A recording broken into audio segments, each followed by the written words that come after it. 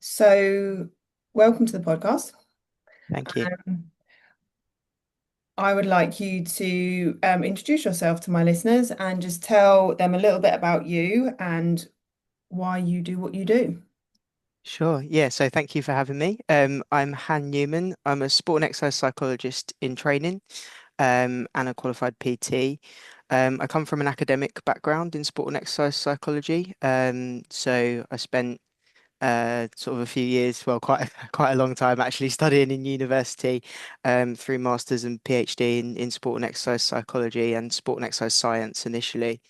Um, and I guess my sort of passion for this topic came through both that professional journey and that personal journey with exercise and sport as well. So I'm someone who's always played lots of sports as a kid, but as a teenager, kind of saw exercise as something quite different to sport, and I that's a chore for me. I don't like that sort of Yeah. idea of either going for a run or going to the gym, the sort of the standard things that people think of when they think of exercise. That was a bit of a chore for me.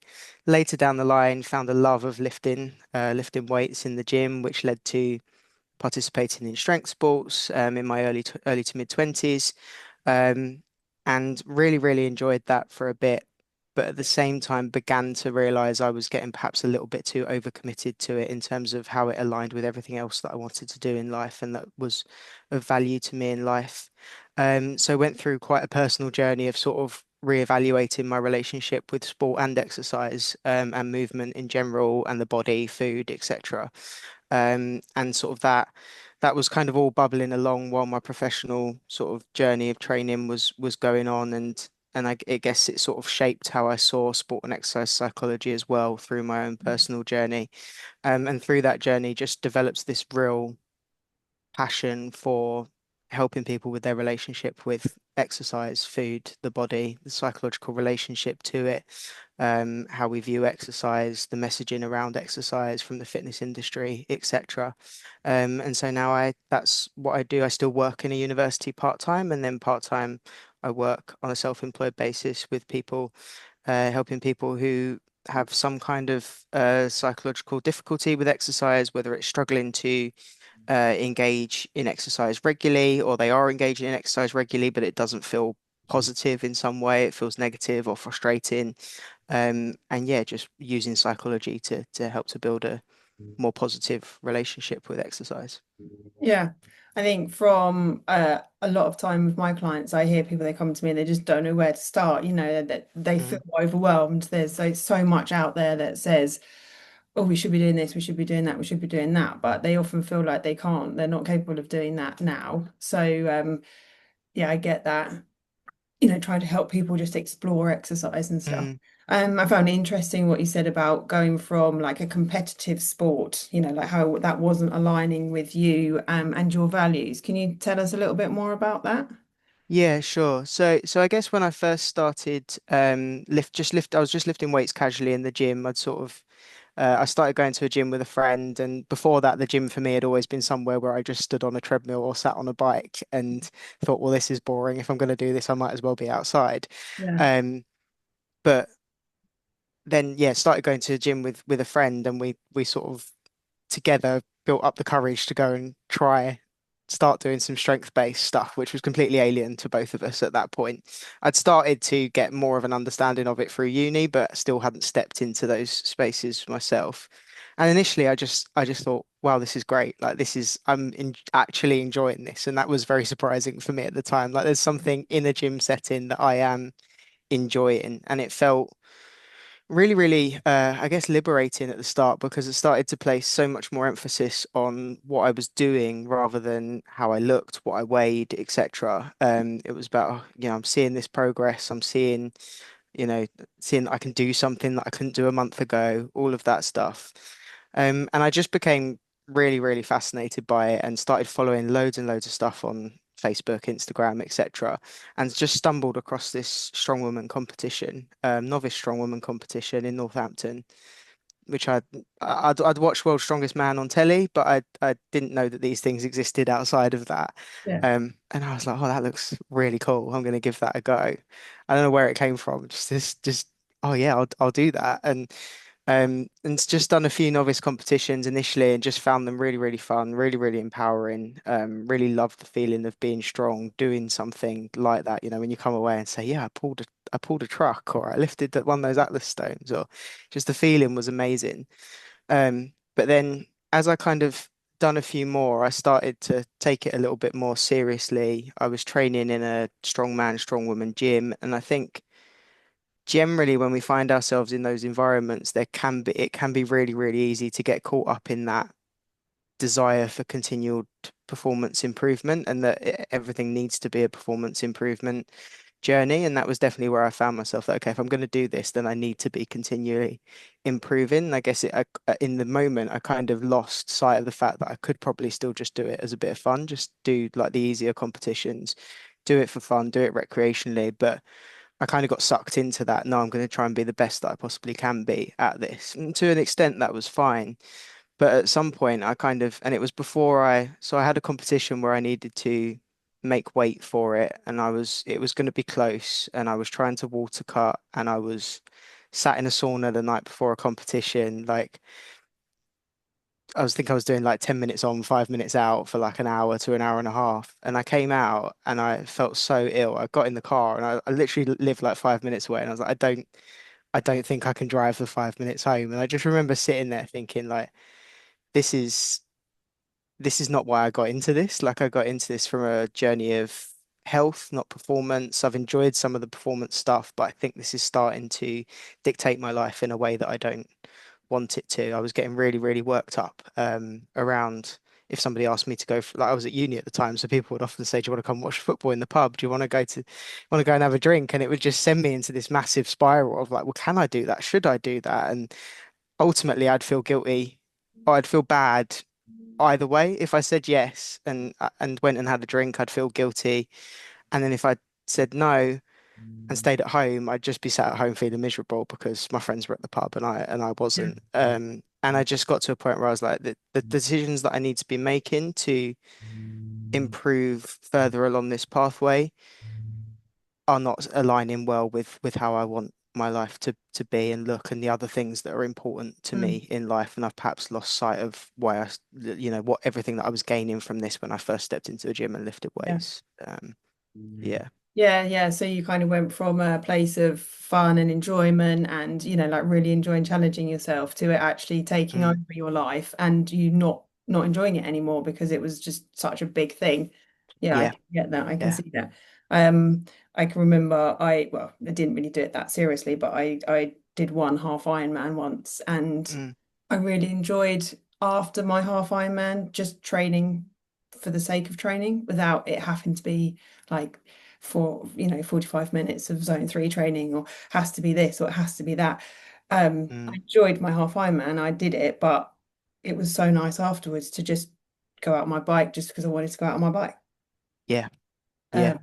without any pressure or feeling and like you say, it starts to become a chore then. You make decisions in your whole life based on your training and it takes the fun and enjoyment out of it because it's like I've got to do it. Yeah. Yeah. Something I Exactly. want to do anymore. It's something I've got to do. Yeah. So yeah, Yeah. I totally get that. So if we look at, you know, who we work with, so I think we both have the same kind of client base. Um, I think you and I both train because we enjoy training. Hmm. But there's not everybody enjoys exercise, and a lot of people I work with, they tell me every day they don't enjoy it. Yeah. They come because they know I'm there. Um, when someone is starting out on their exercise journey, they know we all know exercise is good for you. There's Mm, studies and studies and studies that tell us that. But if it's not something that you're used to doing, or you've got injuries, or you're worried about it, when someone's just starting out and they feel stuck, what can we do to kind of help them like start their journey? mm. Yeah, so I think this is a big one. So I think, like you said earlier, it can be incredibly overwhelming to be at that point and think there's all of this information out there, all of these different things that I could be doing, should be doing, all of this stuff that's going on, all these messages that we're getting. This is the best thing to do. That's the best thing to do. You should be doing it this 20 times a week or that. And it's really, really overwhelming. I think we have a tendency to, I think anybody when starting that kind of journey to go, right, what should I do and how should I do it? But actually, I don't think those two questions can be answered without getting really into the heart of, well, why are you doing it? Why are you looking to make a change in the first place? What might that change look like? What's the thing that's driving you? Because when we get into those conversations of how much, how often, how intense, all of those kind of things, all of those answers depend on, well, what's the reason why you're doing it? Now, if you're doing it because you've got a real desire to pursue high performance, then the answers to those what and how are going to be very, very different to, I want to be, I want to improve my health. I want to be able to run around with my kids better or age well into older life or whatever it might be. Um, depending and this is how much of my life I want it to have. I think we sort of have a tendency to sort of get caught up in the trap of thinking of, okay, well, it's either we do all of this stuff and that makes me a healthy person, or I stay where I am and this makes me an unhealthy person. And all of that stuff can feel very overwhelming, and there's a lot of stuff going on there. So I think one of the first things I like to do with a client is just get really, really into the heart of why are you doing this? Because then everything we do from there, we can link back into that. And I think sometimes I mean, we'd all have an answer that we'll give when somebody asks us, why are you doing this? And I think sometimes we just need to be encouraged to reflect a little bit deeper on that Mm. as well to make sure it is 100% what's right for us and what's driving us, and not something we think we should say or something we think we should pursue because of the messaging we're getting from what's around us. So, and I think it's just about making it that bit more meaningful to us, because I think we can all say, well, I want to be more healthy.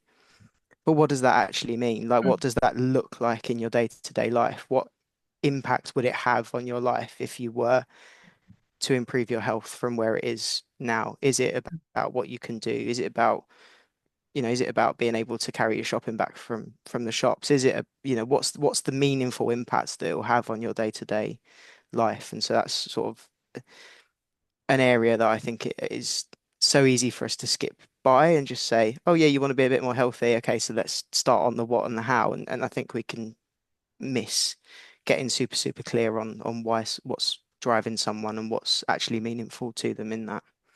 Yeah, I think I listened to a podcast once and they said, like ask why 5 times. Mm, mm, Like I want to be healthier. Why? yeah, What, why? Because yeah, they really drill down on actually what you're doing it for. Such a lot in the fitness industry is it depends. Like people say to me all the time, how do I do this? And it's like, well, it depends. Is this good for? Well, it depends. yeah. Like, should I go running? It depends. Do you want to go running? Is that beneficial to you? So yeah, I think you're right, really drilling down on the why Hmm. helps you find out actually, what you're there, then where you go from there. Um, Yeah. how much does like past failures and stuff affect um like where you go from the why? So once we've started the why, we've got the why, like Mm. do we need to reflect on past failures?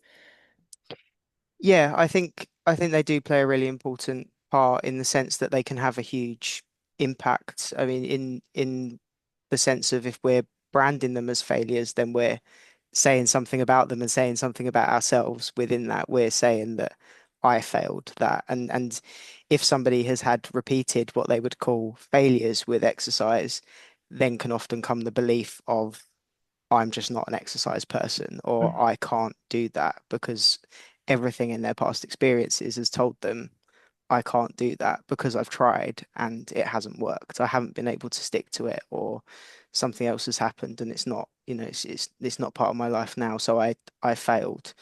And so I think a large part of the work that we do as exercise psychologists is helping people to break down some of those underlying beliefs and reframe some of those thoughts as they're going through. But a lot of that's through starting to take action, but take action in a sort of sustainable way, a sort of step by step action, sort of that constantly trying to look for just very, very small steps that prove to somebody you can, like it's building up their own evidence base for Yeah. you can. And often I think those, obviously it's different for every single person, but a sort of a common theme that I think I see is that for a lot of people, those failures are when they've been led to believe that they need to be all in to be doing Yeah. it Yeah. properly. And so they've failed at the all in approach of you need to be doing absolutely everything as much as you possibly can. And so see themselves as a failure, but because they can't do that. But of course they can't do that because they've got a million other things going on in life that was never ever going to work for them. And so through sort of exploring what the right kind of engagement in exercise could look like for them in terms of what you do, how you do it, when you do it, etc. And just making those small little changes and building up that confidence. Well, I can do that, and I can do exercise. It's just that that wasn't right for me. I think Yeah. that can be a really powerful process in sort of breaking down the negative impact of those past experiences. Yeah. I have a saying that I say to most of my clients a lot of the time, there's no such thing as failure, just feedback. Mm, Just because something doesn't work, it doesn't mean it's a failure. It just means we need to maybe change it or adjust it slightly so that it does work. yeah. So yeah, a big thing of mine is there's, I think the only time you fail maybe is if you give up completely and just sit yourself in a dark room for the rest of your life, Mm, unless you're prepared to do that. You haven't actually failed. We just need to adjust something. yeah. Um, Yeah. I and agree. yeah, we just kind of, yeah, not failure, just feedback.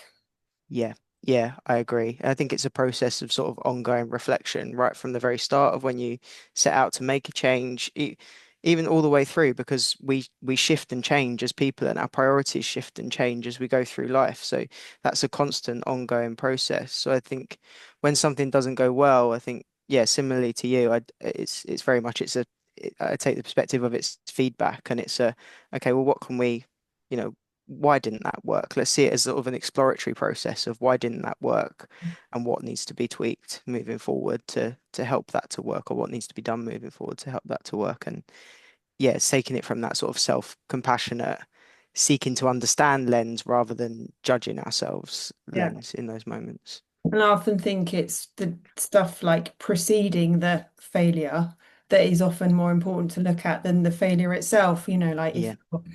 you're driving home from work and you're starving hungry and you stop at the garage and you get three chocolate bars and four packets of crisps, it's not the three chocolate bars and the four packets of crisps that we need to address. It's the day. Yeah. Why are you so hungry driving home from work?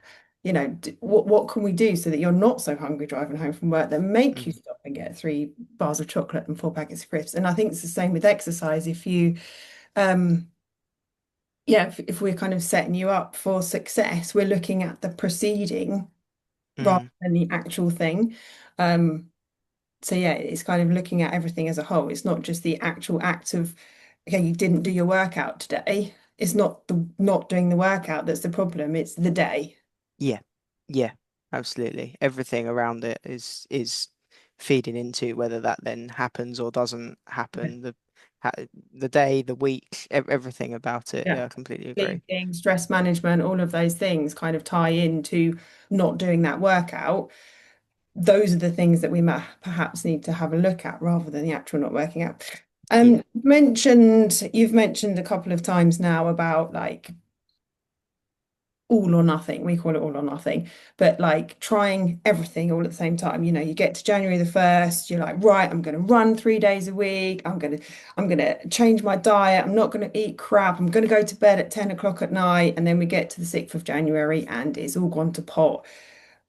We call that all or nothing thinking. Mm, I think it has a massive impact. I've had two conversations this week and so already that have said I've tried Weight Watchers, I've tried Slimming World, I lose the weight, and as soon as I stop, it goes back on again.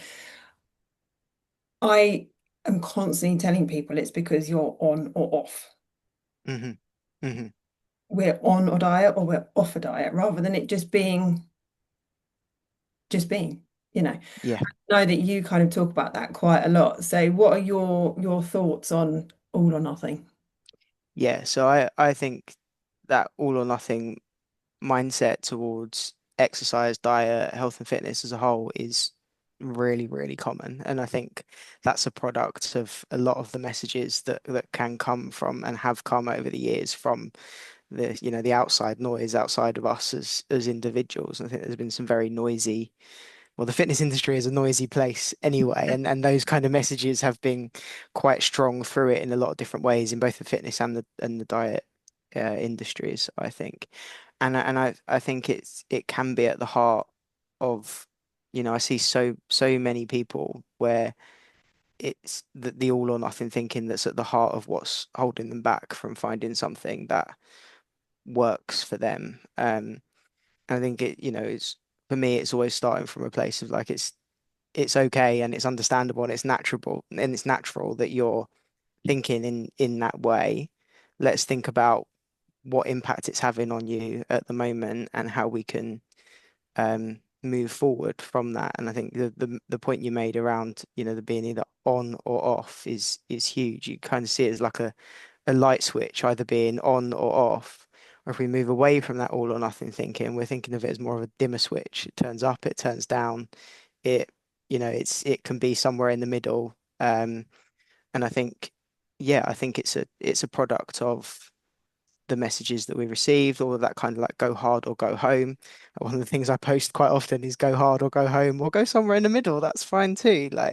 And yeah, I think it's it has the potential to have a huge negative impact. And I think the more that we can help people to kind of challenge that absolute thinking Mm. that they have, and part of it is in education, because I think for some people it's genuinely like not knowing, like, oh, if I do this only once a week or only twice a week rather than 5 times a week, is it still worth me doing? Is there genuinely still any benefits from doing that? And if people haven't got that information to hand, then it can be very hard for them to challenge their own thinking, because they're like, well, okay, I'm trying to challenge it, but I don't quite believe myself at the same time, because they've got these noise of the people saying, no, if you're not doing it 4 or 5 times a week, then what are you doing? You don't want it enough, etc.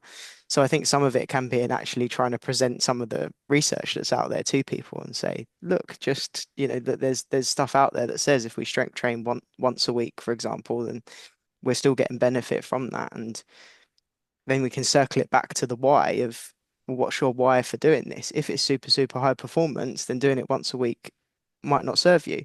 But if it's not that, if it's something completely different, then if once a week is what serves your reasons why and allows you to achieve the things that you're here to achieve in terms of what your life looks like and how you feel in life, then great. Like that's that. And but I think, yes, some of it for me is the psychological of, we naturally go to the, when we're in that all or nothing mindset, we naturally go to the, well, I either do it all and that's great, or I do nothing because otherwise it's pointless.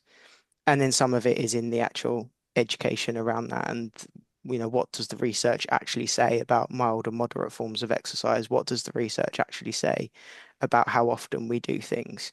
Because I think sometimes for us to believe ourselves in that challenging process, we need something that says, oh yeah, no, I will still get benefit from doing that if I do Mm. it in this way or if I do it this often. Yeah. Yeah, no.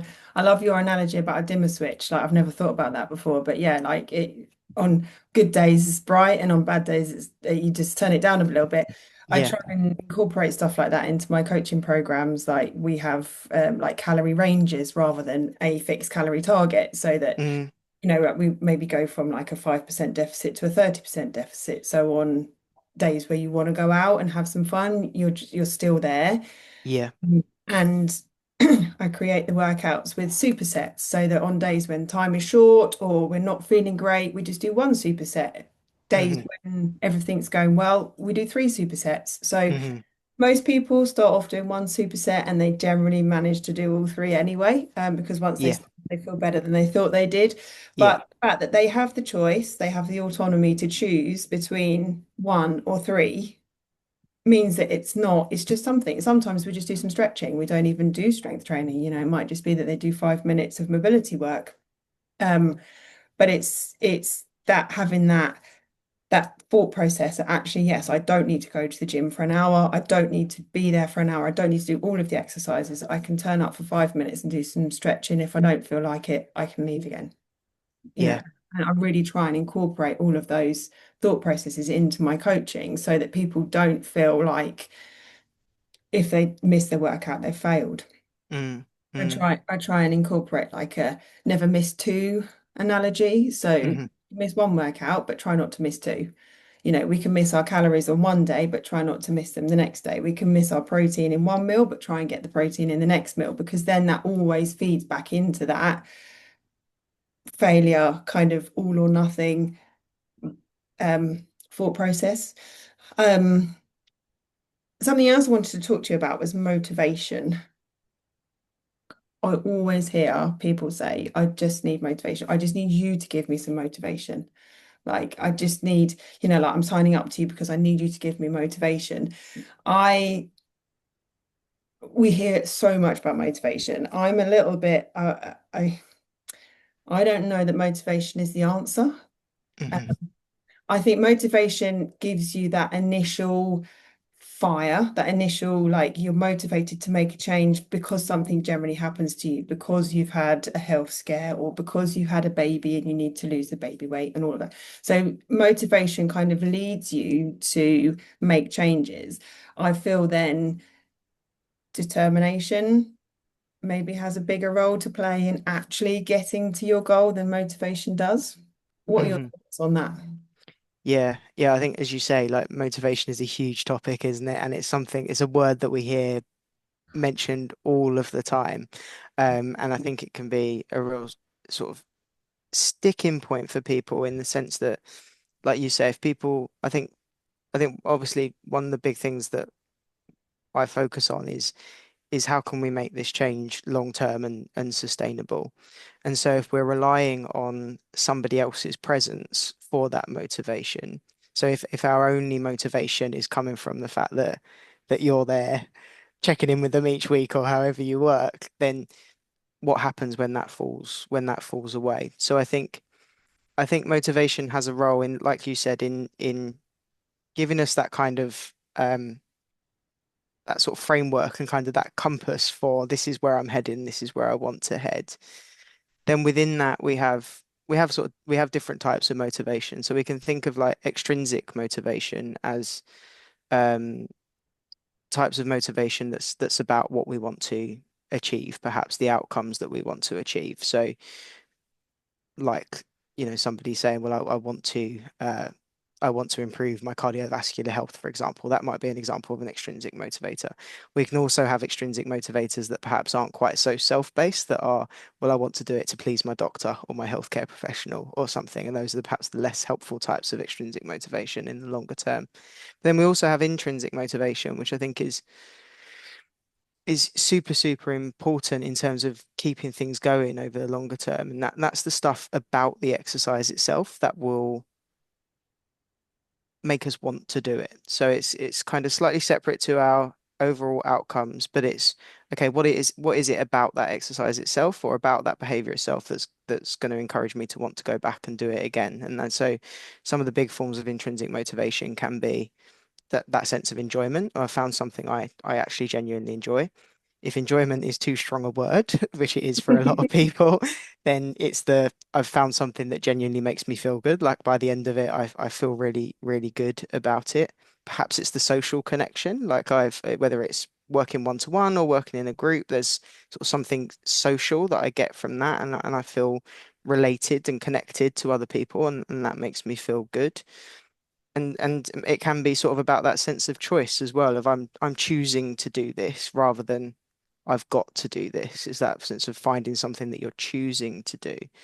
And it's those kind of things that will get people coming back. When you hear people talk about, oh, like you said at the start, you said we both train because we enjoy it. For other people, they don't. And I think it can be about, can we find that sense of enjoyment from anywhere? And if not, what can we find that's close to that, or those feelings about the things that will help you to go back?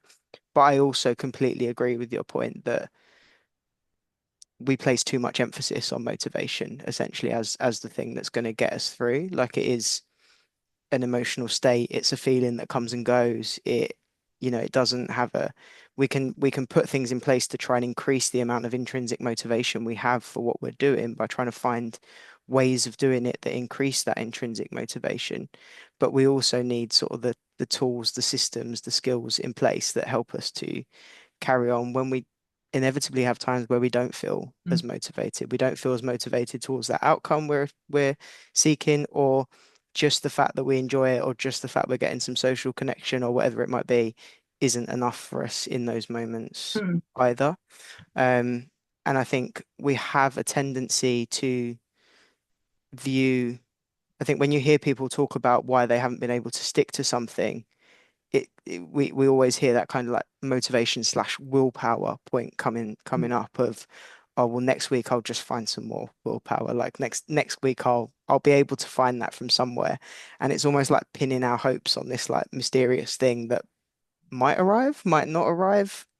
Maybe we'll find it on the magic tree as we're walking towards the gym. Where Yeah. is it coming from?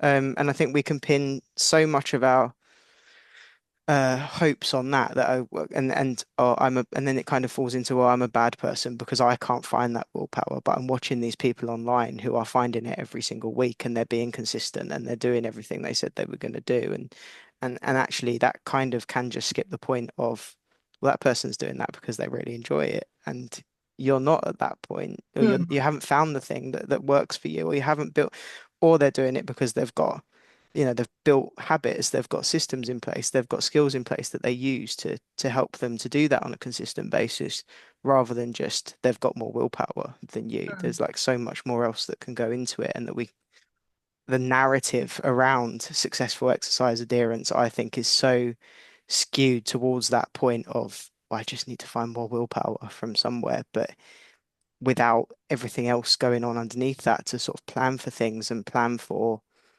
barriers to exercise and how we might work around them, and habit building principles and all of that kind of stuff. If that's not there, then it's always going to be a bit of a hope and a bit of an up and down of, well, how much motivation or willpower do I have this week? Or, how do I feel this week? And it's always going to be governed by that, I think.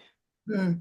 I know what you said about like you don't necessarily need to enjoy exercise to find something that makes you go. Yeah. Um, so I think people often put quite a lot of emphasis on the fact, well, I just don't like it. I don't like feeling hot and sweaty. I don't like exercise. But actually you don't need to like exercise to enjoy the company of the other people in a fitness class. Hmm. You don't need to enjoy exercise if you go for a swim and then you have a natter with the other swimmers and you enjoy that. So yeah, maybe finding something else about the task that you Yeah. enjoy that you can kind of pin your kind of enjoyment to, rather than the physicality of actually exercising, because it's still Mm. it yeah, if you're finding something you enjoy and it's going to make you turn up each week, it doesn't matter if you actually don't like the exercise itself. Yeah. That's a really Yeah. good point. Yeah. um I want to talk a little bit about confidence and self-esteem. I do a lot of semi-private sessions, and I get some inquiries for one-to-one clients because they don't feel like they are confident enough, fit enough to come to semi-private sessions. I know that they will get to the semi-private session and be absolutely fine because of the way I set the sessions up, the way I coach the sessions. There's always adaptations. Nobody is competing against anybody else. Mm. How how can what would you say to somebody when if they come along and said that to you, they didn't want to go to the gym because they feel like they'd be left behind, they'd be the weakest, they'd be the slowest, they'd be the oldest, they'd be the fattest, or most overweight. How could you kind of reframe someone's thinking in that situation? Could you? Is it something you Hmm. could do? What would you say? Yeah, I think it's one of those things that's perhaps easier said than done. Sort of this idea that we can just go from, thinking in this way to thinking in that way. I think it's with any kind of belief, thought process that we feel is unhelpful and we're looking to explore and perhaps challenge, that's a process that takes time. And so I think there are lots of things we can do, but it's a process that's going to take some time, and to switch somebody's thinking overnight is going to be really, really difficult. And I think I kind of touched on it a little bit earlier as well, in that sense of that we some of it is by identifying what are the kind of irrational thoughts, the untrue thoughts that we can uh, challenge, hold up evidence for and against, and then say, okay, there isn't enough evidence to uphold that thought. I'm deeming it not true. It's irrational. This is the replacement thought, and this is the thought I'm going to take forward. We've got that side of things which we can work on. But then sometimes people will weigh up the evidence in that, if you think about putting that thought on trial, and some people will weigh up the evidence and go, no, actually, I still think I've got more evidence to support for that thought. And there is some truth in it, at least for me as an individual. And then it's about, okay, well, what action can we take from here to build up our evidence against it, or start to change that situation in its entirety. So sometimes I think people, if they've weighed up the evidence for and against that thought, and they're still going, no, that thought still holds true for me, what can we do from here? And I think because sometimes it might be somebody might say, well, I'm not confident going into the gym because I can't do that. And it might be actually they can't do that at this point in time. So what's the path we need to go on to for them to be able to do that? But I think I mentioned it earlier in relation to confidence. If it's something self-esteem or confidence related, is what's the evidence that we can build up as we go that somebody can look back on? And when those thoughts start to creep in of, oh, I can't do that, what are all the things that they've done over the last week, 2 weeks, 3 weeks, month, 2 months Mm. that show them that they can, and sort of like building up that process gradually. So there's a bank of evidence that they can go back to and say, well, actually, yeah, no, I've got this thought coming up, but now I can challenge that thought because I've got the evidence that I stepped into the gym and done this, Mm. or I went out for a walk, or whatever it might be, depending on the circumstance. All of those small things kind of start to build up that evidence bank for it. So I think, I mean, there's obviously, if we're thinking about going into a gym specifically, and who you are within that space, there's a lot of factors that might influence that gym kind of confidence, if we like, around who we are, what we look like, who else is in there, what does the space feel like, and obviously there's a lot of external factors that play into that as well. Is it an inclusive gym? Is it a welcoming gym? What kind of atmosphere is setting up for us within there? And then I think it's about how can we sort of acknowledge what is that and what is coming from perhaps our own beliefs about ourselves that we need to spend some time on and think about, that might have been built up from Mm. past experiences. And I think it's a process that can take time, and I think it's partly what's the psychological work we can do around sort of starting to explore some of those beliefs and work out which ones are helpful, unhelpful, true, untrue, which ones can we break down, but also alongside that, what are the actions that we can start taking to help us to prove some of that stuff, prove that some of that stuff that's going on in our heads isn't true, or that Yeah. we can do things that we think we can't, or we can be in spaces that we don't feel like we can at the moment, if that makes sense. Yeah. Yeah, no, I think it's one of the things that I hear quite the most about Mm, semi-private sessions is that, and when people start, they're always like, oh, it's completely different to what I thought. So they, in their mind, they've built it up to be like that everyone that comes to my sessions are 20 years old and then, mm, slim and lifting loads of heavy weights, where in reality it's not actually that, but it's a valid concern to somebody, especially if they've never been in that situation. But it's, yeah, it's very hard for me to reassure somebody that's never been there in that situation that that's not going to be the case.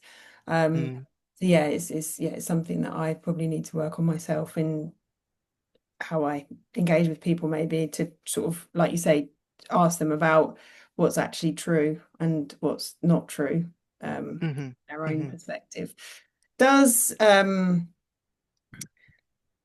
how how much does being physical change somebody's confidence and self-esteem?